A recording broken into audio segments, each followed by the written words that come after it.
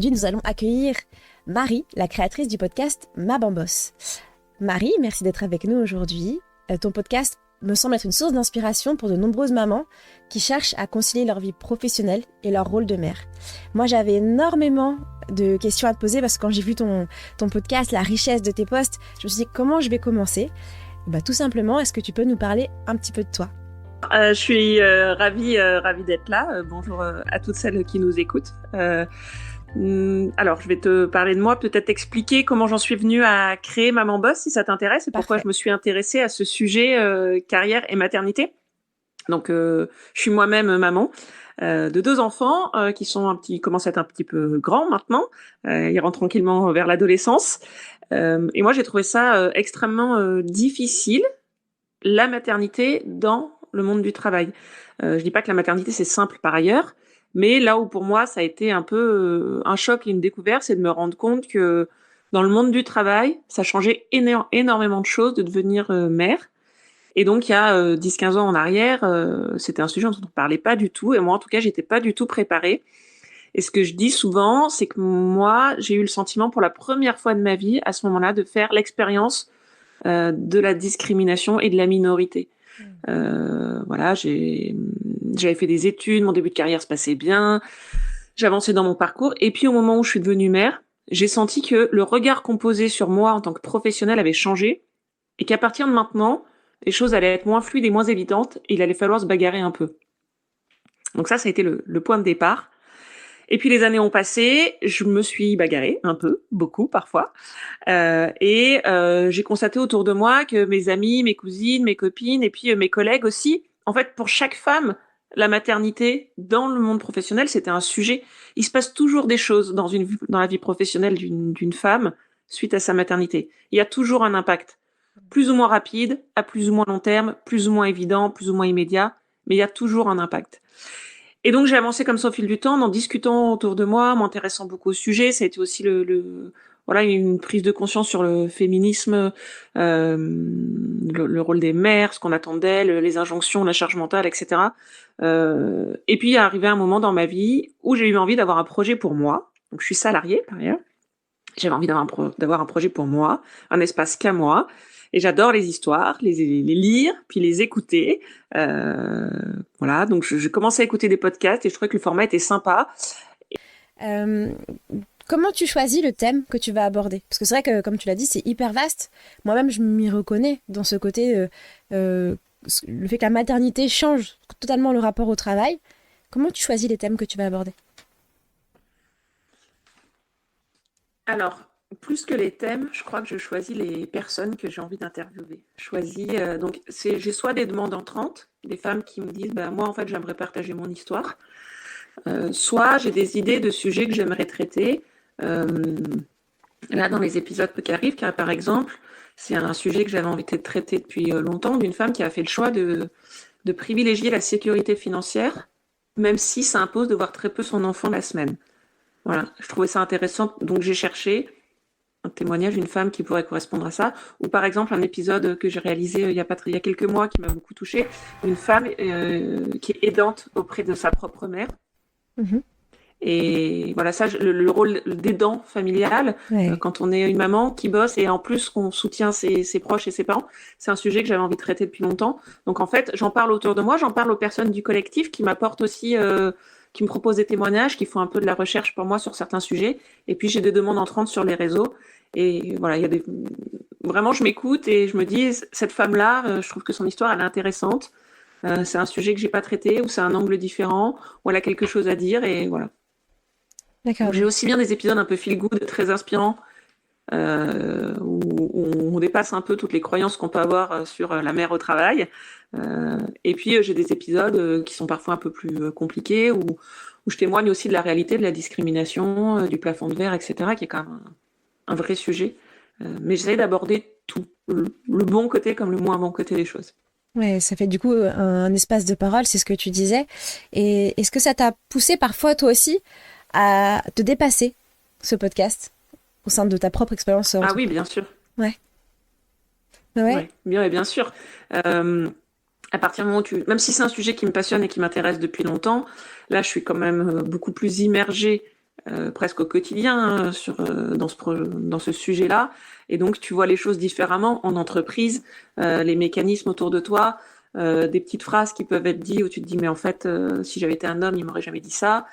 Tu prends conscience de certaines choses. Et puis, je pense que moi, je suis manager aujourd'hui. J'ai un poste de direction dans une entreprise donc informatique qui est plutôt un milieu masculin. Donc, je crois que ça m'a armée aussi.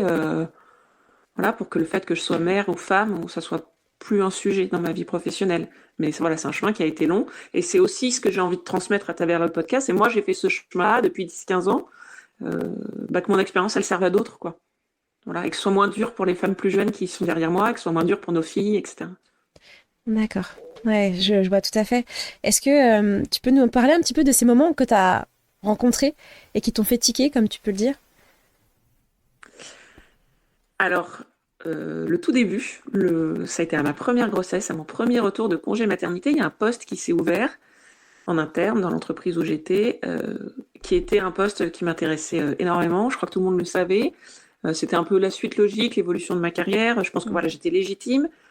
Et en fait, on m'en a pas parlé. Alors que si ça avait été 1 an avant, je suis sûre qu'on me l'aurait proposé. Et donc, j'étais très en colère. J'ai été voir mon manager et je lui ai dit, mais moi, en fait, ce poste, je le veux. Enfin, en tout cas, je veux avoir ma chance. Je veux pouvoir postuler, candidater. Et c'est un poste qui nécessitait des déplacements. Mmh.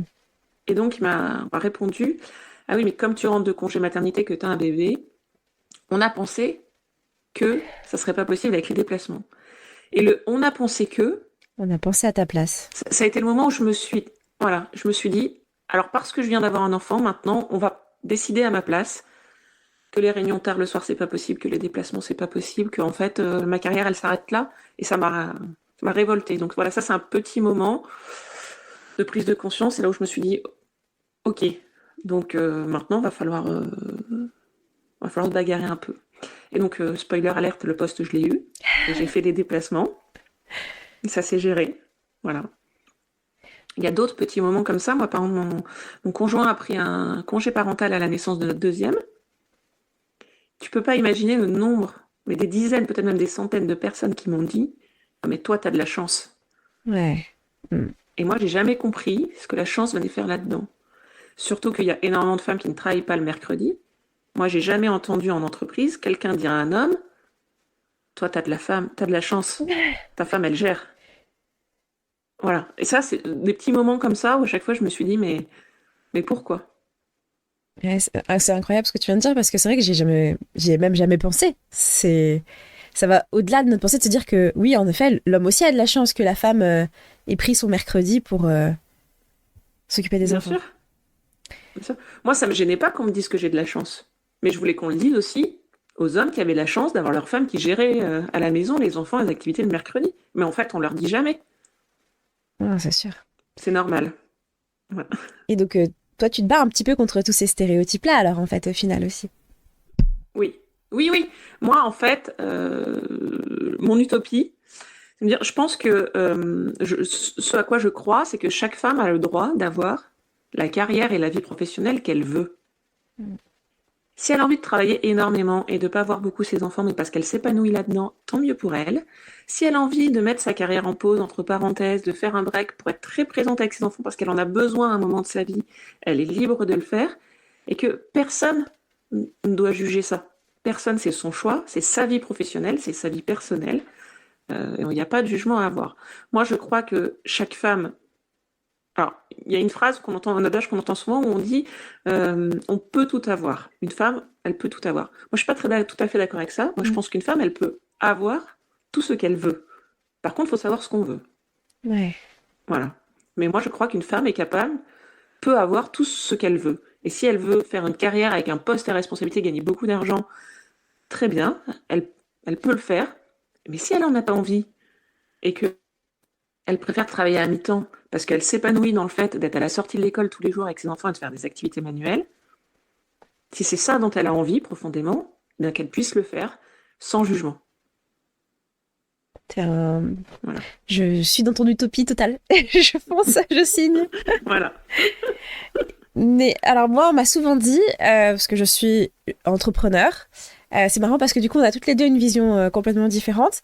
Je suis entrepreneur et on m'a dit, bah, la vie entrepreneuriale et la maternité, ce n'est pas possible.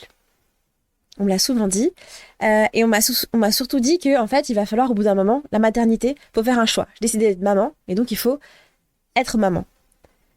Et moi, j'ai envie de me battre contre ça, et du coup, pouvoir rayonner en tant que professionnelle et mère. Quel est ton positionnement, toi, par rapport à ça? Ah ben, en fait, je ne crois pas que nos avis soient si différents l'un de l'autre. Pareil, tu sais, quand moi je suis salariée, il y a aussi ah ben, il faut faire un choix. Tu peux pas avoir un poste à responsabilité, tu peux pas faire des déplacements quand tu as des enfants en bas âge. Ben si, moi je crois que c'est possible. Tout est une question d'organisation, de communication, de savoir s'entourer. Euh, oui, quand tu es en déplacement, il faut trouver des babysitters, il faut les payer. Mais c'est faisable, enfin, tout est faisable, tout est une question d'organisation et de communication. Alors, je parle dans mon cas où je suis en couple, je pense que pour des mamans solo, et je fais une petite parenthèse, les choses sont beaucoup plus compliquées, on sait que la vie est beaucoup plus difficile, et voilà, vraiment je leur tire mon chapeau, j'en ai reçu plusieurs dans mon podcast, et là, effectivement, le quotidien est extrêmement compliqué, mais non, il faut faire un choix, je suis pas d'accord. Enfin, moi, je suis pas d'accord avec cette phrase de il faut faire un choix, quoi. Ouais, le Il choix, faut prioriser ce qu'on veut. Ouais. le choix, c'est à Ouais. nous de le faire, en fait. Et de... C'est ça. Ouais. C'est Et ça. Et si à un moment dans ta vie, tu as envie de faire un choix, c'est toi qui le fais, c'est toi qui le décides. Mais c'est pas les autres qui décident quel choix tu dois faire et quand tu dois le faire. ouais, j'adore. je, je fonce.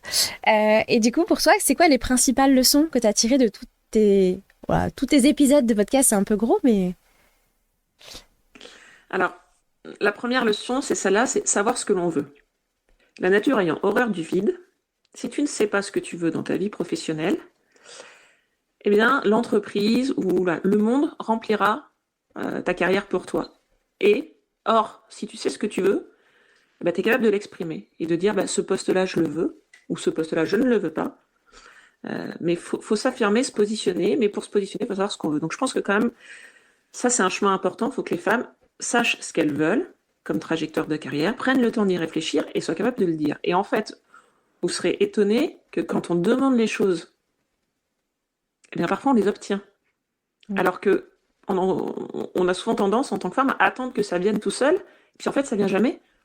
Donc ça c'est la première leçon, c'est il faut savoir ce qu'on veut, et la deuxième étape, il faut savoir le demander. Toujours dans cette idée de la nature ayant horreur du vide, à la maison c'est pareil. C'est-à-dire que si vous n'avez pas de moment pour vous, ou si vous n'avez pas de projet pour vous, alors moi j'ai créé le podcast, tout le monde n'est pas obligé de créer un podcast, mais ça peut être faire du sport, lire, faire quelque chose à un moment pour vous. Si ce moment-là vous ne le prévoyez pas, il n'arrivera jamais. Parce qu'on a toujours un lave-vaisselle à vider, une machine à étendre, voilà, ou un enfant à doucher, ou le lendemain, les courses du lendemain à prévoir. Enfin, toujours. Ouais. Donc, en fait, ces moments-là, c'est pareil. On va pas vous les donner. Donc, c'est à vous de les prendre.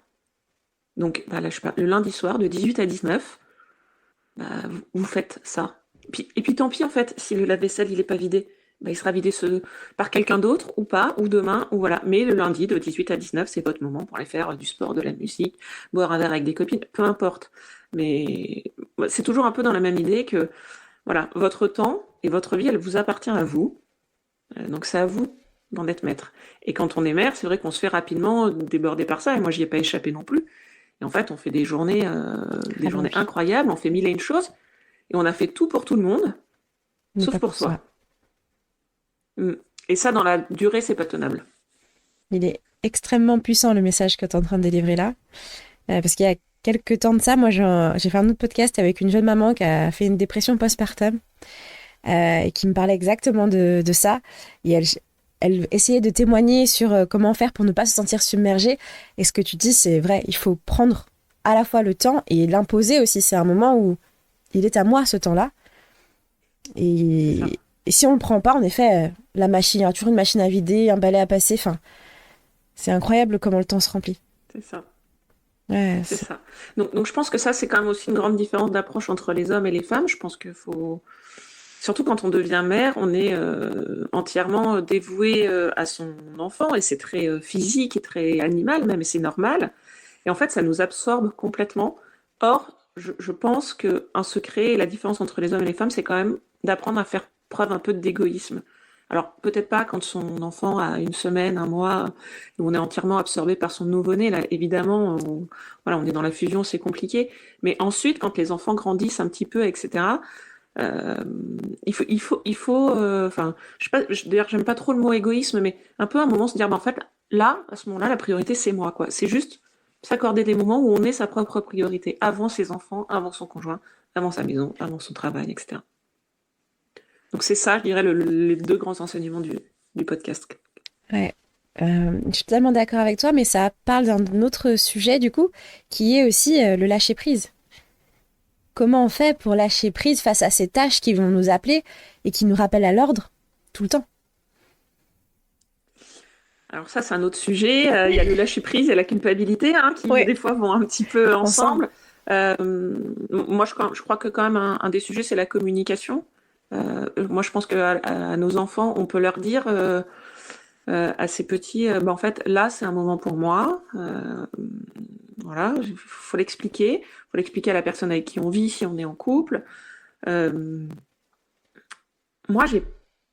le lâcher-prise, en fait, j'ai pas trouvé ça trop dur à partir du moment où j'ai su par quoi remplir ces moments. Parce qu'en fait, ce qui est compliqué, c'est de se dire, je lâche prise sur la maison, le ménage, etc. Mais en fait, si on ne sait plus quoi faire de son temps libre, si on n'a plus de passion, si on n'a plus, parce que ça fait des mois, des années qu'on n'a plus le temps, en fait, on est face à un vide qui est un peu angoissant.